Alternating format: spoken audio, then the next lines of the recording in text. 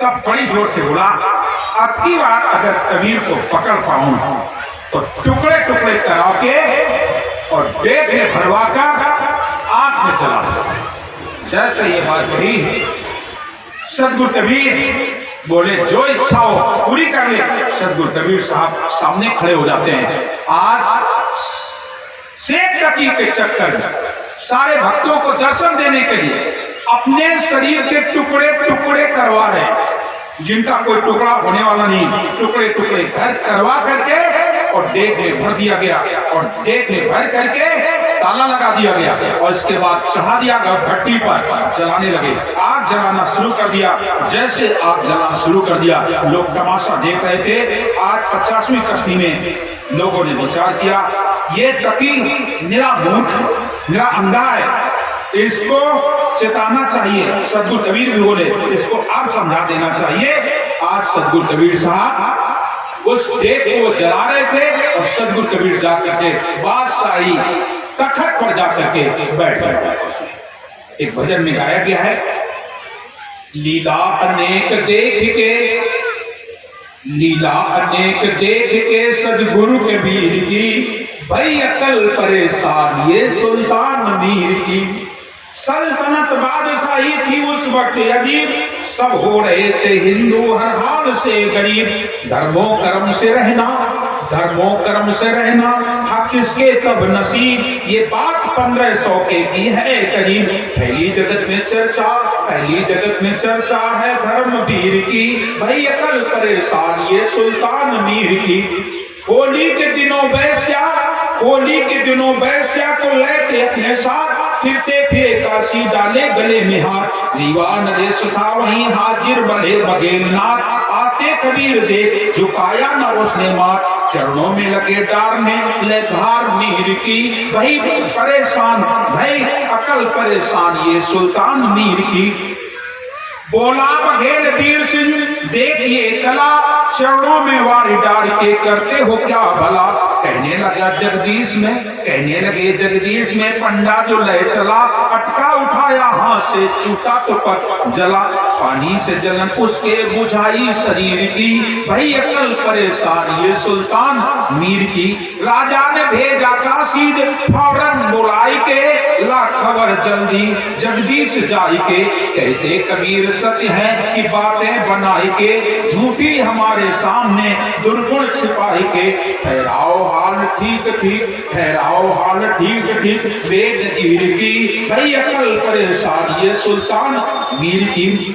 उस वक्त सिकंदर भी काशी में था आया, संग अपने शेख तकी पीर को भी था लाया। लोगों ने जाके सारा हाल उनको जब सुनाया, सुनते ही सिकंदर से कहे कि उनको बुलवाया। देखिए हजूर, देखिए हजूर करामात इस फकीर की, भाई अकल परेशान ये सुल्तान मीर की। आते ही सिकंदर को रहम ना जरा आई, आते ही सिकंदर को रहम न जरा आई। गर्दन में तो कहत कड़ी हाथों में डलवाई, एड़ी भरा के पांव में मुझके भी कसाई। पिकवा दिया गंगा में गठरी सी बंधाई, पर थी उन्हें परवाह कब, पर थी उन्हें परवाह कब लोहे जनीर की, भाई अकल परेशान ये सुल्तान मीर की। कातिलों को बुलवा के, आखिरी 85वीं कश्मीर, बुलवा के कातिलों को टुकड़े करा के बदन के मगवा के देख उसमें भरा दिए कन के चढ़वा के आग पे, वही हाजिर खड़ा था तन के। सब कर लिए इरादे जो पूरे थे मन के, सदगुरु खड़े नजर आए तख्त वजीर की। आज सदगुरु कबीर जा करके सिकंदर के तख्त पर जाकर बैठ गए और ये बात वजीर साहब ने देखा। सदगुरु खड़े तख्त नजर आए वजीर की, भाई अकल परेशान ये सुल्तान मीर की। आया वजीर पास, वजीर दौड़ करके आया बादशाह के पास, आया वजीर पास बादशाह के भाई के। कहने लगे करते हो क्या आतिश जलाई के, जो का करे हो आप जला। बैठे कबीर वहां है तख्त जाई के, शर्मा के सिकंदर गिरा चरणों में आए के। अति धन्य धर्मदास है अति गुण गंभीर की, भाई अकल परेशान ये सुल्तान मीर की। आज सिकंदर को बताया जा करके जिस समय आज सिकंदर कहता है पीर जी से, चलो पीर जी चलो। जैसे ही कहा पीर जी चलो, आप तो आपने सारे इरादे पूरे कर लिए ना, 50 दफे मरवा चुके हो आप लोग। आप तो सदगुरु कबीर बादशाही तखत पर बैठे हैं। बादशाह बोले चलिए पीर साहब, अब हम सबको उनका हुक्म मानना पड़ेगा। अब वो तो बादशाही तखत पर बैठे हैं, और जो बादशाही तखत पर बैठा बादशाह वो अब तो वो बादशाह है। ऐसा कहते हुए दौड़ते हुए आए, पुलिस पलटन का पहरा लगा हुआ था। सदगुरु कबीर बोले कहिए सेठ जी, अब कहो तो तुम्हारी सेठी निकाल दे जरा मैं, अब तो तुम्हारी सेठी निकाल दूं। अब तो मेरा राज, पुलिस पलटन सब मेरे ताबे में है, सब कुछ मेरे ताबे में है, मेरे हुक्म में है। इन मुसलमान सन्यासी देशी ब्राह्मणों को जितने भी द्वेष करने वाले कहो तो इन सबको जेल में भरवा दूं, कहो तो इन सबको दुनिया से ही विदा कर दूं। तकी कहने लगा आप 3 लोग के मालिक हैं, आप तीनों लोग के मालिक हैं। बादशाह बोला आप तीनों लोगों के मालिक हैं, मैं कृतज्ञ, मैं पापी हूं, मरा जाता था जलन की बीमारी से, आपने मुझे जीवन दान दिया, आपने मुझे जीवन दान दिया। मैंने इस तकी के बहकावे में आपके ऊपर प्राण दंड लगा दिया। आप तकी के सहित आप मुझे तोप से उड़वा, आप तकी के सहित मुझे तोप से उड़वा दीजिए, चाहे सूली पर टंगवा दीजिए। किए का जो फल है वो अवश्य भोगना ही पड़ता है, मैं भोगूंगा। तकी जी दोनों कान पकड़ करके और साहब को सलाम करता है, माफी मांगने लगा। आप खुदा, आप अल्लाह, आप हरी जरूर है, मुझ पर रहम कीजिए। आज शेख फकीर खुद कान पकड़कर साहब को सलाम करता है, आप ही सब कुछ हैं, आप ही खुदा हैं, आप ही अल्लाह हैं, आप ही राम हैं, आप हरि है, जो चाहे आप ही हैं। इतने में वहां पर जितने साधु ब्राह्मण प्रजा, काशी नरेश, सब दिल्ली खानवा, लाख फौज, काशीपुरी की प्रजा सब एक स्वर में सदगुरु कबीर की जय जयकार करने लगी, सब के साथ आनंदित हो जाते हैं। तब सदगुरु कबीर बोले हे राजा, राजा वीर सिंह, राजा राम सिंह, इनसे हे राजा, मैं आनंद स्वरूप हूं, मैं आनंद स्वरूप हूं, मुझे दुख सुख नहीं व्यापता है, रोग शोक मेरे में नहीं है, मैं किसी को श्राप नहीं देता। मैं शुरू से आप लोगों से कहता चला आया हूं, सदगुरु कबीर किसी को श्राप नहीं देते, मैं किसी को श्राप नहीं देता। लेकिन शेख शाह दोनों कबूल करें कि आज से किसी निरपराधी जीव को नहीं सताएंगे, सत्य नाम का सिमरन करेंगे। साहब ने वहां पर दोनों को बुलवाया, आज कबूल करो कि मैं किसी निरपराधी को सताएंगे नहीं, सतनाम का सुमरन करेंगे। ऐसा कह करके तब बादशाह बोला जो आज्ञा सिर पर है। कबीर जी बोले ये तो शाही आपकी है, ये बादशाही आपकी है, क्योंकि आप तो उसमें बैठे हैं, इस बादशाही को मैं क्या करूंगा। बादशाह से कहा आइए बैठो, अब ये मुझे क्या करना, मेरे तो चारों दिशा जगीरी में। सदगुरु कबीर बादशाह से बोले यह शाही तखत आपका है। बादशाह बोला मुझे कुछ नहीं चाहिए, अब तो आपके चरण शरण हो गए, अब दुनिया की जरूरत मुझे नहीं है। साहब कबीर बोले मैं इसका क्या करूंगा, मुझे कोई कमी नहीं है, मुझे कुछ नहीं चाहिए, मैं इस राज का क्या करूंगा।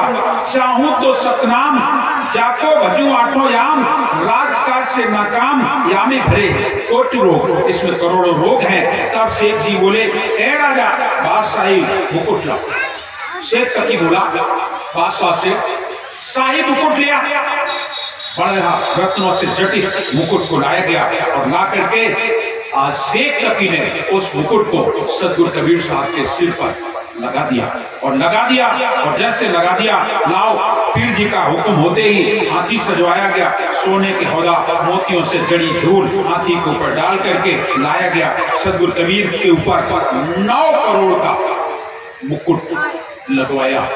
शेख तकी और सिकंदर ने 9 करोड़ का मुकुट लगा दिया, लगा करके गले में मोतियों और मणियों की माला पहनाई, रत्न पहनाए और हाथ जोड़ करके बोले आप हाथी पर सवार हुए। साहब बोले मैं इस हाथी का क्या करूंगा, ये जीव है, इस पर नहीं बैठना। वो नहीं, आप बैठो। सदगुरु कबीर को बैठाया, वहां से साहब निकल पड़ते हैं। सदगुरु बोले तुम्हारा घर कहाँ है? तकी बोला बस वही ले चलता हूँ, झूसी का किला इलाहाबाद। कहाँ? काशी, और काशी से इलाहाबाद झूसी को ले आए। ला करके सदगुरु कबीर जी को हाथी पर चढ़ा करके शस्त्र हाथ में ले करके पीर जी आगे आगे, बादशाह पीछे पीछे चल रहा है। और कृष्णों तमाम लोग, बिजली खां नवाब, मगहर का राजा हाथ में चौर लिए, राजा काशी का राजा हाथ में भाला लिए आगे आगे चल रहे हैं। वीर सिंह तलवार लिए पलटनों के साथ आगे आगे। पलटन के आदेश सब हुक्म हुआ, सबके सब मुकाम पहुंच हुआ। रणसिंगा बाजा बजने लगे, सब तैयार हो गए। अनेकों बाजा बजते हुए, निशान श्वेत ध्वजा फहराते हुए काशीपुरी के बीचों बीच होकर के इलाहाबाद, जिसे तीर्थराज प्रयास कहते हैं, वहां पर साहब को लाया गया। गंगा के पार झूसी किला में मुकाम पड़ा। काशी में धन्य सदगुरु कबीर अविनाशी की बार जय जयकार होने लगी। आज कृष्णों जिसने उनको ला करके और शेख तकी ने अपने गृह में उनको आसन दिया, और जैसे आसन दिया, आसन देते ही कृष्णों नम्र निवेदन चरणामृत ढोल ले रहा था, आरती कर ही रहा था। बिल्कुल झूसी किला गंगा के किनारे है। जैसे देखा उनके लिए बढ़िया पधरौनी अधरौनी करके ले जाता है। अब सब लोगों से कहने की जरूरत नहीं, सभी लोग जानते हैं।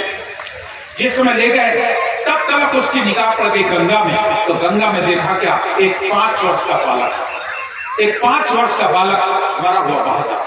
जैसे देखा बहते हुए जा रहा था। बादशाह और शाही समाज सब ने देखा।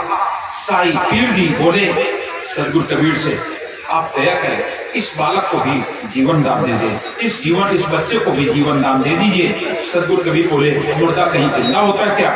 मुर्दा कभी जिंदा नहीं होता है। लेकिन वो बोले नहीं, आप सब कुछ कर सकते हैं, आपके हाथ सब कुछ है, जो चाहे आपके हुक्म में है। जैसे ऐसा कहा, सदगुरु कबीर ने इशारा किया, और जैसे इशारा किया हाथ का वो मुर्दा जो सीधी धार में बहा जा रहा था, तिरछा होकर के और आकर के किनारे लग गया। और जैसे किनारे लग गया, सारे लोग दौड़ करके जाते हैं। जैसे उसे खोला गया, 5 वर्ष का बालक था। सदगुरु कबीर वहां पहुंच जाते हैं, और आकर के जैसे सदगुरु कबीर ने हाथ का इशारा किया, सतनाम की आवाज लगाई, वो बालक जिंदा हो गया। और जैसे जिंदा हो जाता है, लोगों ने कहा आपने तो कमाल कर दिया, कमाल कर दिया। सदगुरु बोले आज से इसका नाम कमाल ही पड़ेगा।